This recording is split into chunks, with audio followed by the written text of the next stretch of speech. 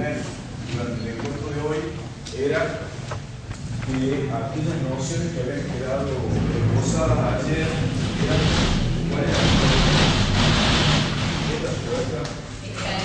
¿cuál es la proyección? ¿Cuál es la proyección que esas nociones como luego terminan extrapolándose en la realidad? Entonces hoy vamos a ver dos casos hasta el break.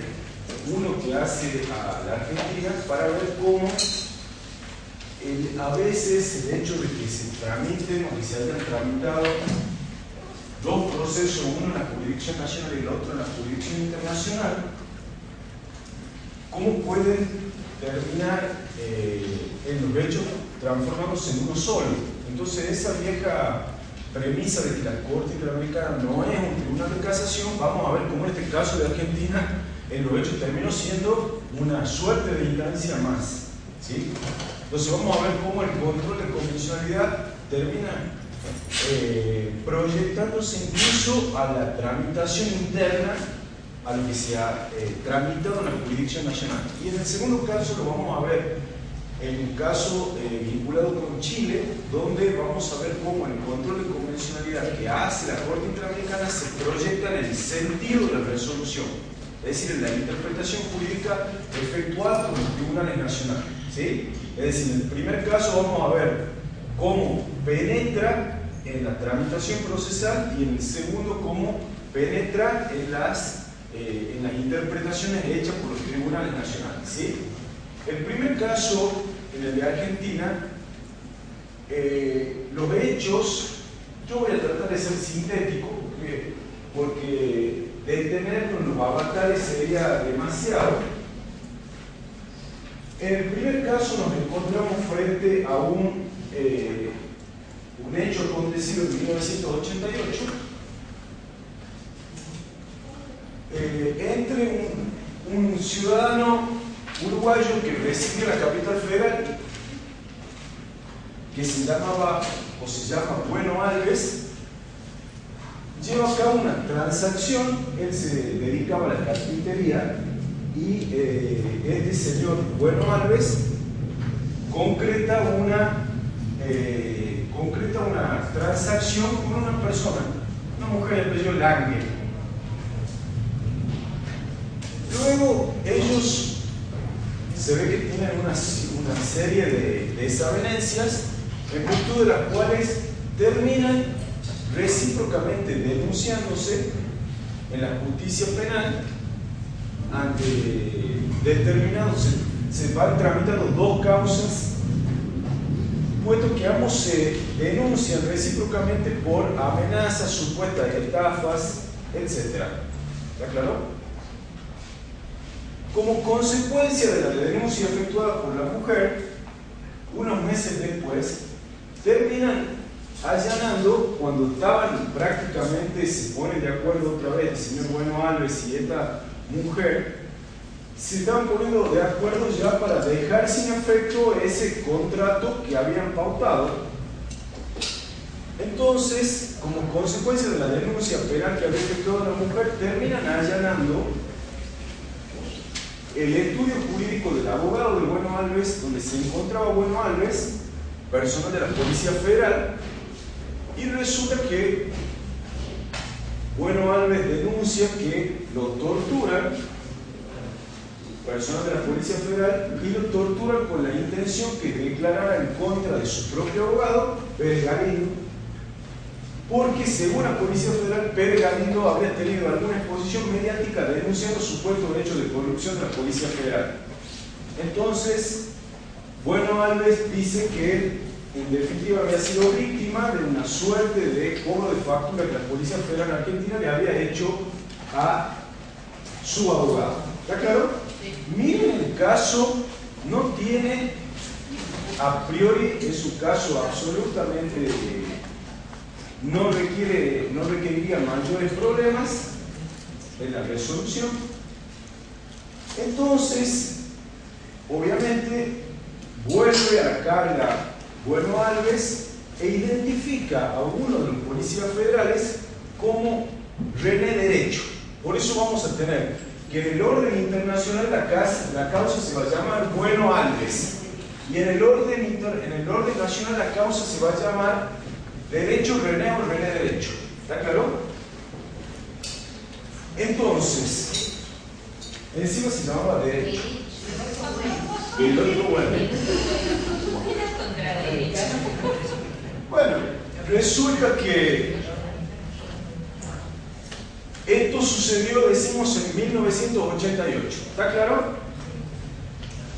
En 1994, Bueno Alves decide, teniendo en cuenta que habían pasado ya 6 años, decide formular una denuncia ante la Comisión Interamericana de Derechos Humanos, diciendo que el hecho de tortura que él había sufrido, porque la denuncia él decía que lo habían sometido a una serie de torturas que habían afectado su audición. Con las palmas de la mano parece que le habían pegado en los oídos y le habían generado una serie de perjuicios a él, incluso psiquiátricos, y había tenido una incapacidad para su trabajo. Decíamos que él tenía una suerte de marmolería y al mismo tiempo era artesano. Bueno, y que encima lo habían insultado a él en su carácter de uruguayo, los integrantes de la Policía Federal. Entonces, Bueno Alves en 1994 formula una denuncia ante la Corte Interamericana de Derechos, ante la Comisión Interamericana de Derechos Humanos. Nosotros hemos dicho que para ir a la jurisdicción internacional primero hay que agotar la vía. Repito, para ir a la jurisdicción internacional primero tengo que agotar la vía interna, porque hemos dicho que la jurisdicción internacional es de naturaleza coadyuvante y complementaria de la doméstica o nacional. ¿Está claro? No obstante, hay 3 hipótesis que están previstas por el pacto en el artículo 46. 46.2, en el 46.1, el pacto de San José establece que hay que agotar la vía interna y pone otros requisitos de admisibilidad formal. En el 46.2, que tiene 3 hipótesis, ahí sí el pacto de San José prevé en cuáles casos se puede ir a la jurisdicción internacional sin que se haya agotado la vía externa, la vía interna. Esas 3 hipótesis son, en primer lugar, que no haya en ese Estado nacional un debido proceso en propiedad. En segundo lugar, que habiendo ese debido proceso no se le haya permitido utilizar los mecanismos legales previstos. Y el tercer caso es que haya una dilación que los hechos terminen siendo otro obstáculo para la efectivización del debido proceso. ¿Está claro? Invocando esto, Bueno Alves dice: tiempo transcurrido, pasados 6 años, no se investigó nada, formula la denuncia ante la Comisión Interamericana de Derechos Humanos. ¿Está claro? 46. Bueno, y acá ¿qué tenemos? Que en forma paralela, en el año 2003, el juzgado que intervenía en la causa dispone la extinción de la acción penal por prescripción. Argentina, 2003, un juzgado ya prescripción. 2004, Cámara Nacional de Apelación de lo Criminal y Correccional confirma el fallo de primera instancia. Es decir, advierta, en el orden interno prácticamente en 2004 ya teníamos señales de que la causa estaba prescrita, y en forma paralela, desde 1994 ya había ido a la Comisión Interamericana. La Comisión Interamericana, en forma paralela, yo les había dicho que a veces los 2 procesos se transforman en 2 círculos y terminan siendo concéntricos en algún punto, que vamos a ver cómo luego los 2 procesos terminan siendo parecidos uno. Yo les estoy mostrando cómo se van desenvolviendo los 2 procesos en forma paralela. La Comisión Interamericana, nosotros hemos dicho que antes de ir a la etapa contenciosa hay una etapa que habíamos llamado que era prejudicial. Entonces la comisión comienza a pedirle informes a Argentina, comienza a investigar, decíamos que la comisión se transforma como una suerte de fiscal luego, entonces le va pidiendo una serie de informes a la Argentina e incluso le va haciendo recomendaciones. Esos informes son publicados anualmente, ¿sí? Bien, en el orden interno, frente a esta situación, obviamente, Bueno Alves plantea un recurso extraordinario, es rechazado por la Cámara y va con una queja ante la Corte Suprema. ¿Sí? Va en recurso, de hecho, queja directa ante la Corte Suprema. Y acá tenemos que el 11 de julio de 2007, fecha importantísima, repito, 11 de julio de 2007, la Corte Suprema de Justicia de la Nación hace suyo el dictamen del procurador Righi y confirma la prescripción. La prescripción,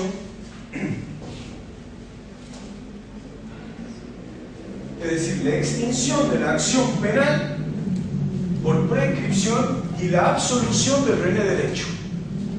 ¿Está claro? Es de aquí que cuando la Corte se pide el 11 de julio de 2007, la Corte desconocía y al mismo tiempo la Corte Interamericana también desconocía que el 11 de mayo de 2007 la Corte Interamericana, luego, yo no abundo en las fechas, en el plano internacional o en el proceso internacional, la Comisión decide finalmente, teniendo en cuenta que se trataba de un caso de tortura, teniendo en cuenta que habíamos dicho que durante la primera etapa la Corte Interamericana había estado muy preocupada por los graves delitos de violaciones a los derechos humanos que se habían producido en los años 80 en muchos países del sistema interamericano. Entonces la Comisión en un momento dado decide llevar la demanda, plantear la demanda, el caso contencioso frente a Argentina ante la Corte Interamericana. El Estado Nacional, ya vamos a ver, reconoce que había habido una serie de dilaciones, se termina sustanciando el proceso, ya lo vamos a ver con detenimiento, y resulta que el 11 del 5 de 2007, cuando ya la Cámara, en el orden nacional, había dispuesto, había ratificado la prescripción, la Corte Interamericana, el 11 de mayo, es decir, 2 meses antes que la Corte condena internacionalmente a la Argentina,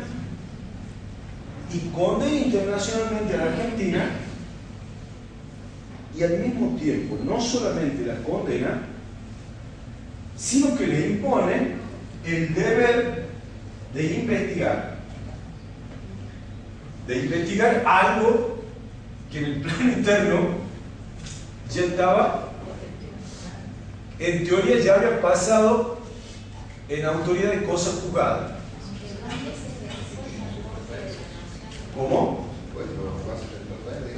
Por eso yo les voy mostrando cómo va evolucionando el proceso nacional y cómo va evolucionando el proceso internacional. ¿Está claro? ¿Cuál es el objetivo de este ejercicio? Demostrar allá, cuando veamos el resultado, la relatividad del concepto de cosa juzgada, lamentablemente, y al mismo tiempo como la Corte Interamericana también relativiza algunos institutos internos como el de la prescripción, porque ya vamos a ver qué dice la Corte. Es decir, así están planteadas las cosas. Mientras la Corte dice que la Argentina debe investigar, la Argentina ya tenía la causa prácticamente, no prácticamente, era basada en la autoridad de cosa juzgada. ¿Está claro? Bien, ¿alguna pregunta, alguna duda, alguna observación?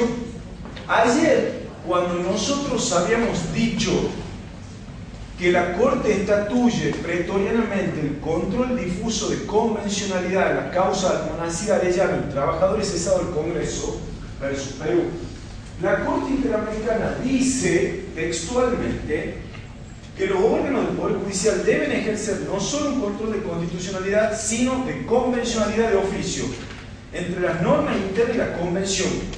Y aquí algo muy importante, evidentemente en el marco de sus respectivas competencias y de las regulaciones procesales internas correspondientes.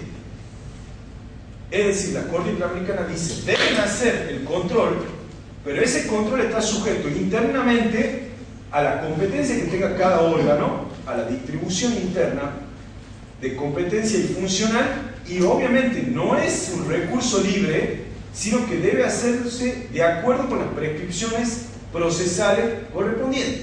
¿Está claro? Entonces, esto lo tenemos que subrayar y retener, porque vamos a ver que eso se va a relativizar, porque en teoría, hasta aquí el proceso nacional, más allá de que podamos decir que haya habido desidia en investigar, corrió por los carriles que tenían que ver con la competencia de los órganos y con la distribución de competencia interna y con los carriles procesales, que es lo que la Corte pide. ¿Está claro? Bien, entonces, primera sentencia de la Corte, mayo de 2007. ¿Qué dice la Corte? La Corte da por sentado, la Corte Interamericana, cuando llega y resuelve sobre el fondo de la cuestión el 11 de mayo de 2007, digo, la Corte Interamericana da por sentado que Bueno Alves fue torturado,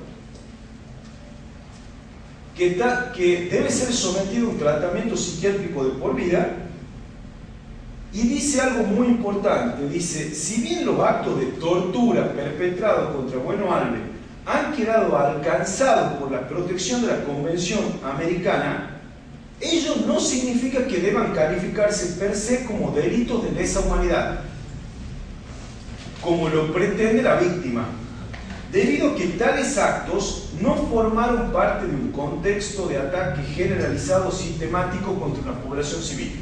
O sea, dice, hubo tortura, pero hubo tortura en un hecho aislado de dos policías de una institución estatal argentina, por la cual eventualmente debe responder Argentina su responsabilidad internacional por eso, pero no hay un plan sistemático. ¿Está claro? Como no hay un plan sistemático organizado por el propio Estado, no hay delito de lesa humanidad. Hay que retener eso, porque a priori la imprescriptibilidad solo procedería respecto de los delitos de lesa humanidad. La Corte Interamericana está reconociendo que no son imprescriptibles. ¿Está claro? Bien.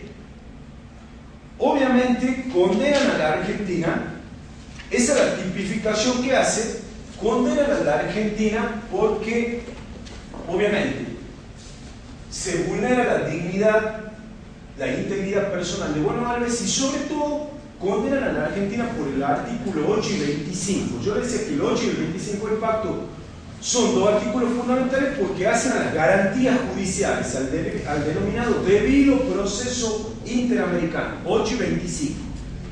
Entonces la Corte Interamericana, ¿qué entiende?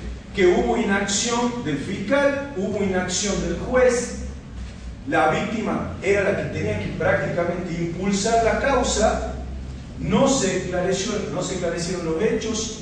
¿Está claro? Lo que llama la atención es que la Argentina, cuando va a ese juicio internacional, cuando le corre el traslado de la demanda, no da cuenta de todo lo que, o de lo que había pasado. Uno no puede creer que en esos niveles la información no exista. El Estado argentino, cuando le corre el traslado de la demanda de la Corte Interamericana, no da cuenta de lo que estaba pasando procesalmente, de lo que estaba pasando procesalmente, de lo que ya estaba prescrito. No sé si porque los abogados de la Argentina jugaron a que haya un acuerdo extrajudicial. El hecho es que la Corte Interamericana retiene tres cosas. Uno, hay tortura pero no en un plan sistemático. B,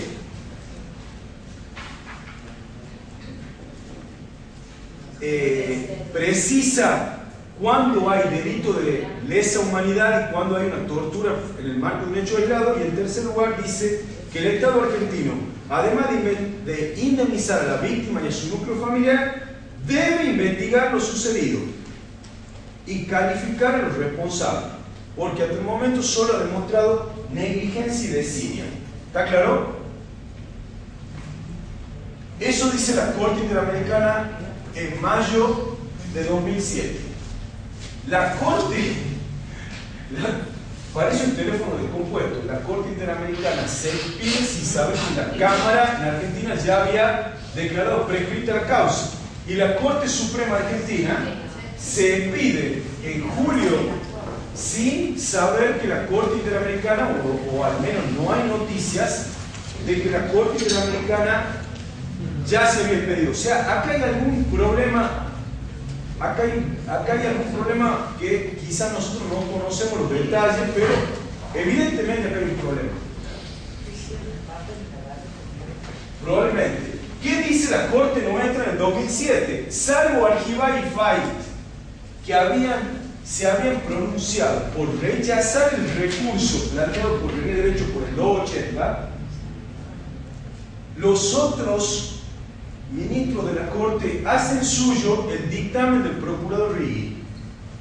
El dictamen del procurador Righi dice tres cosas que son importantes. La primera dice que los delitos de los que había sido víctima Bueno Alves no se corresponden con el propósito internacional tenido en vista en el momento de estatuir los crímenes de lesa humanidad.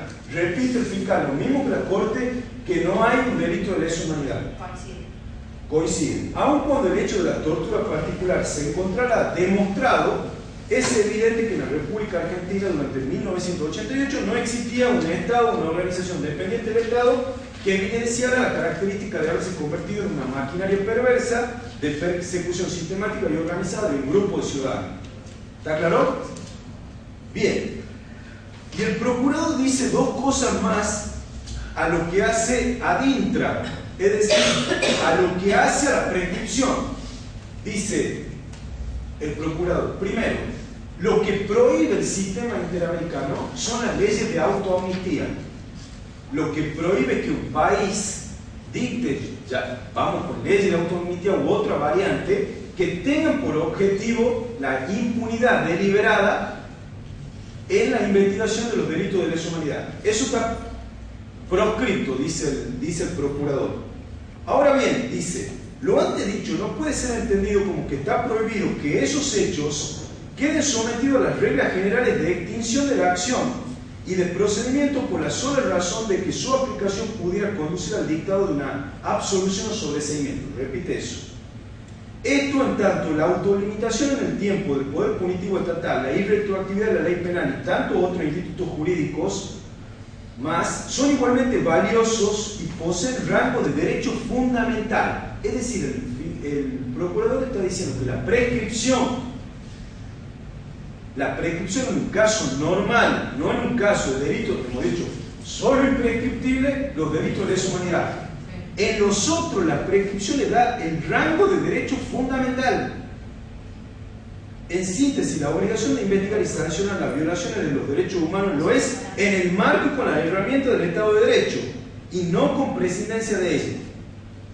Lo que no es admisible es que se prosiga una persecución penal contra la ley del imputado para evitar una eventual condena internacional. Miren lo que está diciendo la Corte. La Corte está diciendo, básicamente, no es un delito imprescriptible y el resto de los delitos quedan circunscritos a las reglas del Estado de Derecho. Y nosotros le reconocemos rango de derecho fundamental a la prescripción. ¿Está claro? Eso dice la Corte haciendo suyo el dictamen del procurador. Prescripción, derecho fundamental. Dice la Corte. ¿Está claro? O sea, miren qué interesante lo que estamos viendo. ¿Por qué? Porque cuando se entera de eso el señor Bueno Alves, que a su vez ya había conseguido la sentencia de la Corte Interamericana, el señor Bueno Alves va con la sentencia de la Corte y le pide a la Corte Interamericana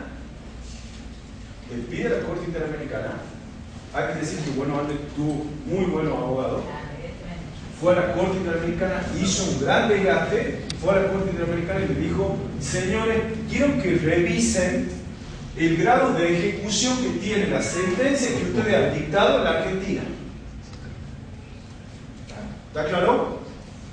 Es decir, él ya sabe que en el plano doméstico la causa está prescripta y sabe que en forma paralela la Corte ha condenado a la Argentina a investigar. ¿Qué hace él? Le pide a la Corte Interamericana que revise qué grado de ejecución tiene la sentencia que ella misma ha dictado. Es así que el 5 de julio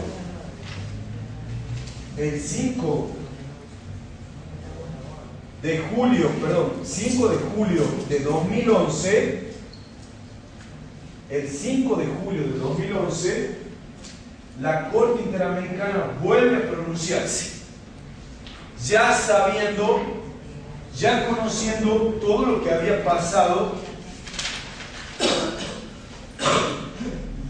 ya sabiendo lo que había pasado internamente. Y aquí lo más llamativo, la Corte Interamericana dice que mantiene abierta la orden de investigar los hechos de tortura padecidos por Bueno Alves. Repito, la Corte Interamericana ratifica que la obligación de investigar en la Argentina sigue abierta. Es decir, la Corte Interamericana no le interesa en definitiva qué pasó internamente. Dice que en el plano internacional Argentina tiene que responder porque no se ha investigado. Ya cuando la Corte Interamericana se pide en 2011, ya conoce todo el expediente nacional, ya lo vio todo.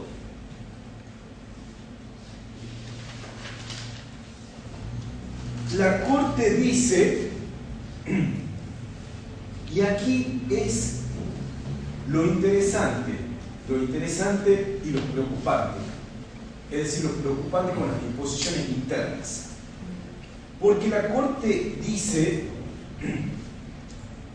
y ya vamos a ver cómo la Corte nuestra, cuando va a emitir una segunda resolución, luego de esta sentencia, la segunda de la Corte Interamericana, la Corte Interamericana dice, o parece establecer, una nueva categoría de delitos.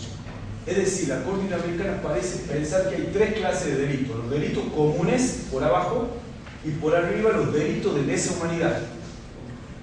Y en el medio, la Corte Interamericana parece que comienza a tipificar un delito que está a media de entre ambos, que son las muy graves violaciones a los derechos humanos. ¿Está claro? Insinúa que hay tres clases de delitos: delitos comunes, delitos de lesa humanidad por encima, y en el medio, muy graves violaciones a los derechos humanos, que serían las torturas, en el marco, las torturas por agentes estatales, no en el marco de un plan sistemático, pero sí lo considera que la tortura, aun cuando no haya un plan sistemático por parte del Estado de persecución a alguien, sigue siendo una muy grave violación a los derechos humanos. Y la Corte dice, lo que había que investigar consistía nada menos que en hechos de tortura. Y dice, la prescripción de la acción penal es inadmisible e inaplicable cuando se trata de muy graves violaciones a los derechos humanos en los términos del derecho internacional. Y repite un precedente: Hellman versus Uruguay y Gómez Lund contra Chile, contra Brasil, donde dice, son inadmisibles las disposiciones de prescripción que pretenden impedir la investigación y sanción de los responsables de las violaciones graves de derechos humanos, tal como la tortura.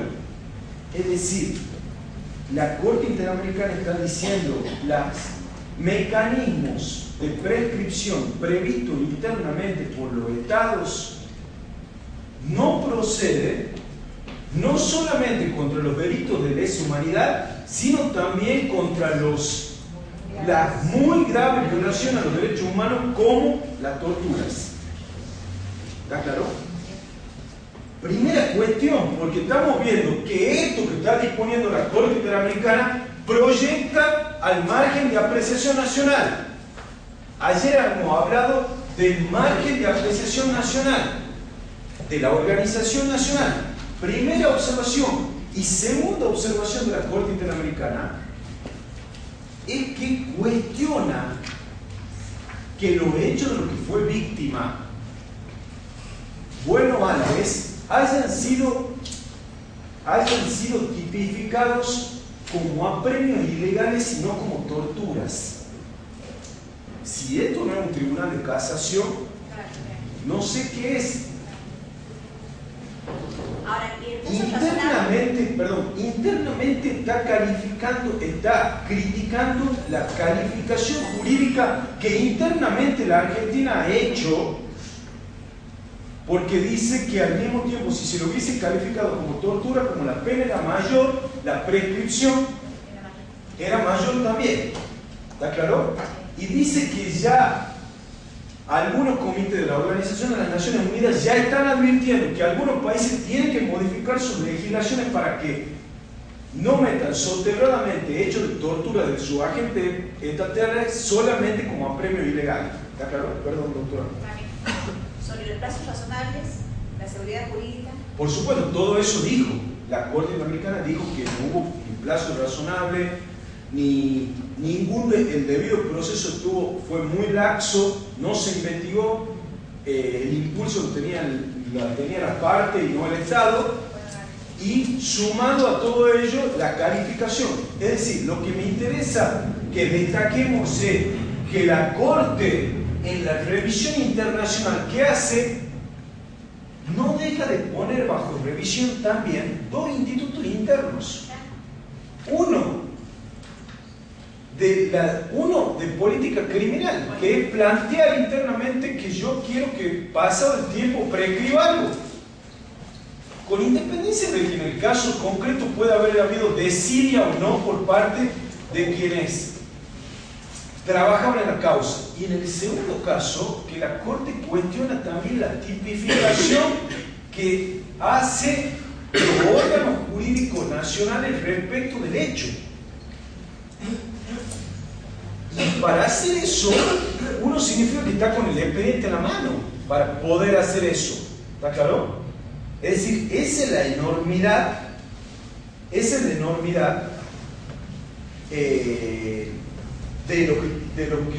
de la implicancia que tiene esta sentencia, que repito, es considerado el mayor caso, al menos respecto de la Argentina, de control de convencionalidad que ha hecho la Corte Interamericana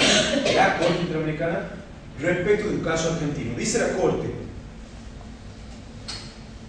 Corte busca que la prescripción no se transforme en funcional a la impunidad. Entonces dice, la no procedencia de la prescripción en un determinado momento puede relacionarse con el objetivo de impedir que el Estado evada precisamente la rendición de cuentas por las arbitrariedades que cometen sus propios funcionarios en el marco de dichos contextos. Por supuesto que la Corte Interamericana tenía un problema con Argentina, que venía del caso Bulacio, el joven que fue asesinado en una comisaría también de la Policía Federal Argentina tras un recital de los redonditos de ricota, el famoso caso Bulacio. Entonces la Corte Interamericana tenía con la Argentina ya ese antecedente que venimos a pagarlo en el caso Bueno Alves. Bien, ¿qué sucede tras esto? La Corte, en el punto resolutivo número 2, le requiere al Estado argentino que presente a la Corte Interamericana, más tardar el 15 de noviembre de 2011, un informe detallado el cual indique todas las medidas adoptadas para cumplir las reparaciones ordenadas por esta Corte que se encuentren pendientes de cumplimiento. O sea, le pone término. Esta sentencia de julio le dice que en 4 meses, ¿cuánto sería? 5 o 6 meses, julio. En 6 meses me informe qué hizo con lo que yo le dije. ¿Les parece que está actuando como tribunal de casación o no? ¿Les parece que nuestra Corte sigue siendo suprema?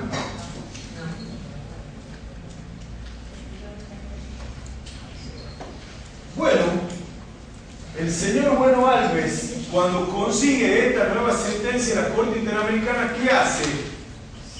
Viene hacia acá. ¿Y qué hace? Plantea un recurso de aclaratoria.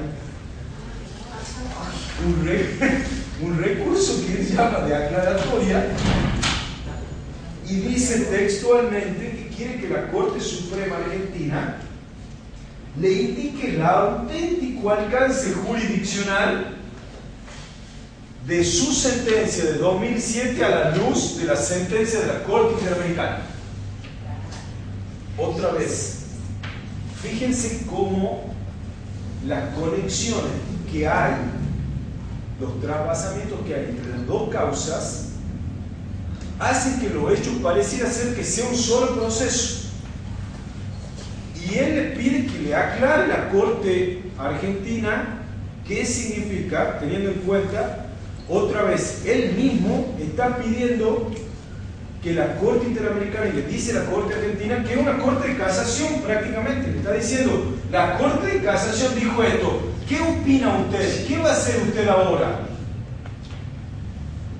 Obviamente, la Corte Argentina, que ya conocía la causa de la sentencia de la Corte Interamericana, se expide el 29 de noviembre de 2011.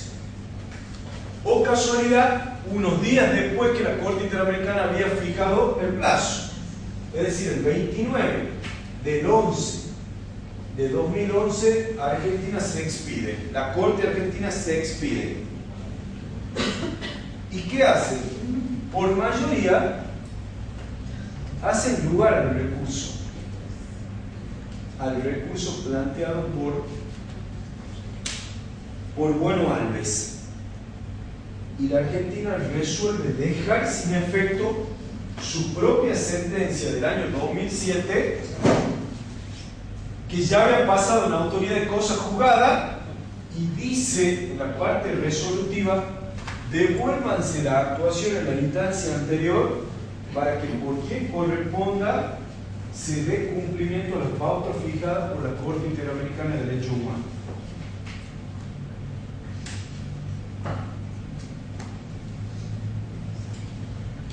¿Qué les parece?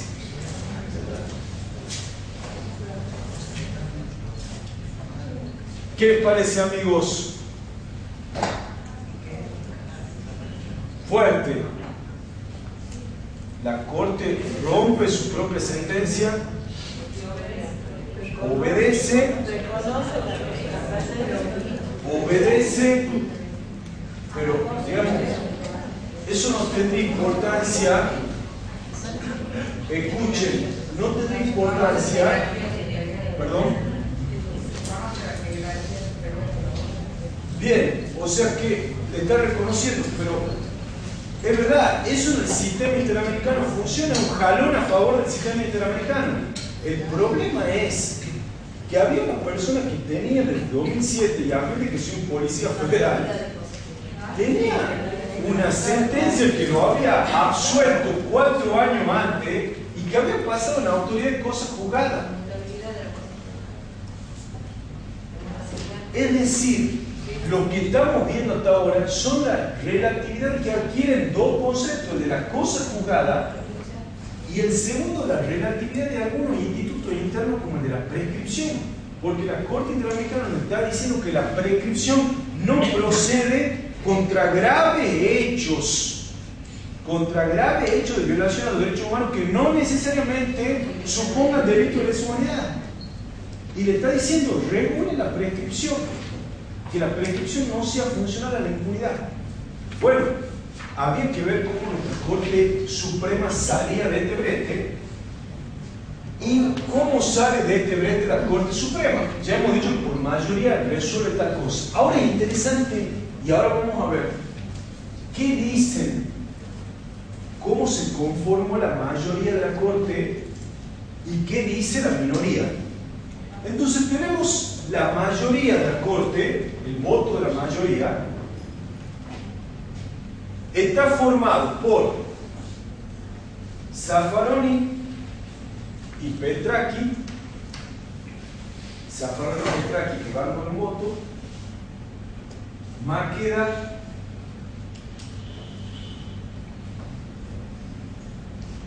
y Jaito.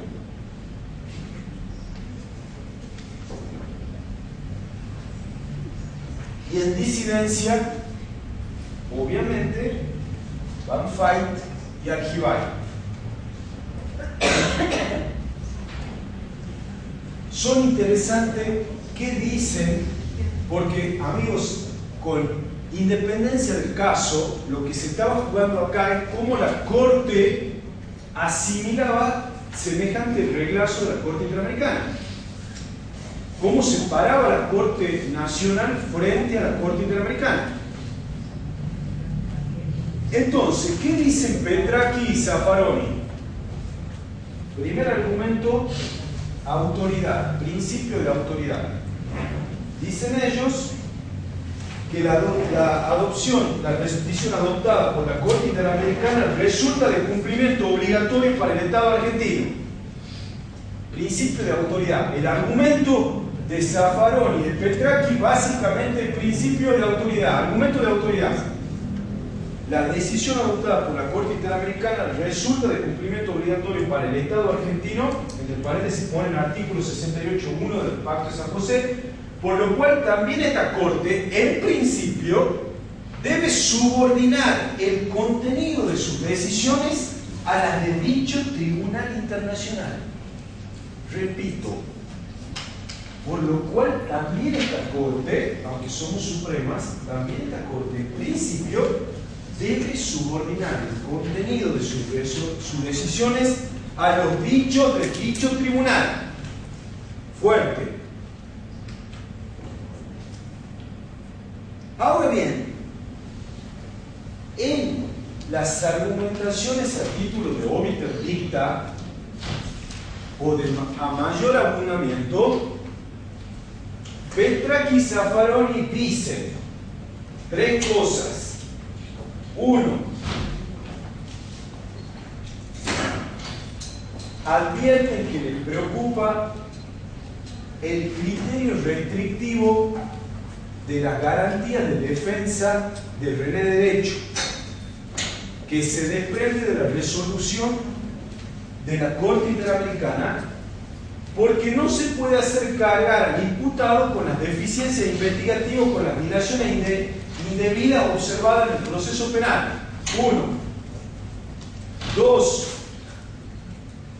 Más grave resulta que las restricciones antes consignadas hayan surgido en el marco de un procedimiento de derecho internacional en el que el acusado no haya tenido posibilidad alguna de discutirlas. Escuchen eso. Zaffaroni y Petracchi están diciendo, le estamos empagando los platos rotos a este sujeto que no ha participado del proceso internacional, del cual no es parte. Y tres, se plantea la paradoja de que solo es posible cumplir con los deberes impuestos al Estado argentino por la jurisdicción internacional en materia de derechos humanos, a su vez restringiendo fuertemente los derechos de defensa. Y el derecho a un plazo, a un pronunciamiento, como dijo acá la doctora, a un plazo razonable, garantizado al imputado por la Convención Americana de Derechos Humanos. Es decir, estamos diciendo que es cierto, respecto de Bueno Alves, no se investigó, no tuvo derecho a obtener una sentencia o justicia en un plazo razonable, pero ahora estamos dejando de lado la cosa juzgada interna para satisfacerlo a Bueno Alves, pero lo afectamos a su vez al otro imputado que había sido beneficiado de la prescripción interna. ¿Está claro? Entonces, Zaffaroni y Petracchi dicen, bueno, aceptamos el fallo de la Corte Interamericana, nos sometemos a él, pero lo hacemos con pero. Uno, decimos que se afectó el derecho de defensa de un sujeto que no formó parte de ese proceso. B, decimos que vamos a afectar los derechos de defensa o las garantías de él, entre otras, al plazo razonable, porque su causa internamente estaba prescrita desde 4 años antes, en el orden interno. Y C, la Corte nos pone en un callejón sin salida, la Corte Interamericana nos pide que reabramos la causa para satisfacer los derechos de Bueno Alves a costa de que me encantaría ser el abogado de primer derecho para llevar el caso a la Corte Interamericana. Porque me parece que si alguien ahora puede llevar el caso a la Corte Interamericana, es él. Es decir, se entra en un proceso kafkiano. ¿Está claro? Ellos sostienen, es decir, Petraki y Zaffaroni acatan el fallo de la Corte Interamericana con peros, 3 peros. Viene Maqueda, que acata sin peros. Maqueda va con su voto y Maqueda va sin peros. ¿Qué dice Maqueda? 1. Por el artículo 68 del Pacto de San José, Argentina se ha comprometido a acatar los fallos en los que ella sea parte. Ergo, si la Corte Interamericana nos dice que tenemos que incluso arrasar con nuestra cosa juzgada interna y a investigar, lo hacemos. ¿Qué invoca? El Tratado de los Tratados. Bien, dice: los estados deben acatar sus obligaciones convencionales e internacionales de buena fe, pacta sunt servanda, sin que puedan invocar razones de orden interno para dejar de cumplirlas. Artículo 27 de la Convención de Viena. Ahora bien, dice Maqueda, teniendo en cuenta las especiales circunstancias detalladas por la Corte Interamericana en cuanto al proceso llevado a cabo en nuestro país, con este argumento el vocal reconoce que no podía consumarse la extinción de un proceso penal caracterizado por la desidia. Es decir, Maqueda se flagela y dice: no, y siento con Zaffaroni y Petraki, aquí nosotros nos hemos comprometido a respetar las obligaciones internacionales y la desidia nuestra la asumimos nosotros puerta adentro. ¿Está claro? Esa es la posición de Maqueda. Entonces dice: si tenemos que retroceder incluso con una causa que internamente ya estaba prescrita, si la Corte Interamericana nos dio la orden y nosotros dejamos sin efecto nuestra propia sentencia interna y decimos que investiguen pese a que la causa estaba prescrita desde hacía 4 años, vamos adelante porque nosotros nos hemos comprometido y hemos asumido esta obligación. Fíjense hasta dónde llega el nivel de acatamiento que algunos ministros de la Corte le dan a los fallos de la Corte Interamericana. Como he dicho, que Petraki y Zaffaroni dicen: acatamos principio de argumento de autoridad con peros, advirtiendo que estamos por lesionar otros derechos humanos de otras personas. Viene Hayton repite primero, viene Hayton repite en un primer argumento, el argumento de autoridad, vale la redundancia, y dice: las decisiones de la Corte Interamericana resultan de cumplimiento obligatorio para el Estado argentino, en los casos en los que sea parte, 68.1 del pacto. 2. Como consecuencia de lo anterior, el ámbito de decisión de los tribunales argentinos ha quedado considerablemente limitado. Escuchen lo que está diciendo el ministro del máximo tribunal del país, considerando el número 10 del voto de Hayton. El ámbito de decisión de los tribunales argentinos ha quedado considerablemente limitados. Si eso no es reconocer que tiene una Corte de Casación regional por encima, otra vez tenemos que revisar nuestro sistema.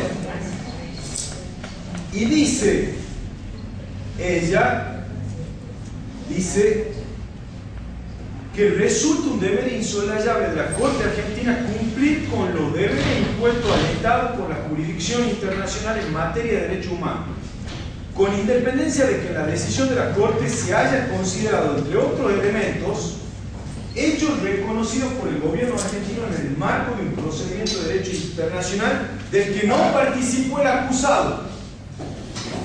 Es decir, le está contestando a Petracchi y a Zaffaroni. Zaffaroni y Petracchi habían dicho: ojo, nosotros acatamos el fallo de la Corte, pero advertimos que si acatamos el fallo de la Corte para satisfacer a una persona, vamos a vulnerar los derechos del imputado, que en el plano interno ya consiguió una cosa jugada interna y ya se operó la prescripción respecto de él. No obstante, como lo ordena la Corte Interamericana, damos marcha atrás.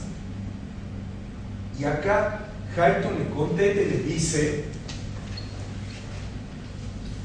no es relevante el dato de que en el proceso internacional seguido contra el Estado argentino, en el que el Estado argentino ha reconocido su desidia, teoría de los actos propios del plano internacional, no haya participado el acusado, el imputado.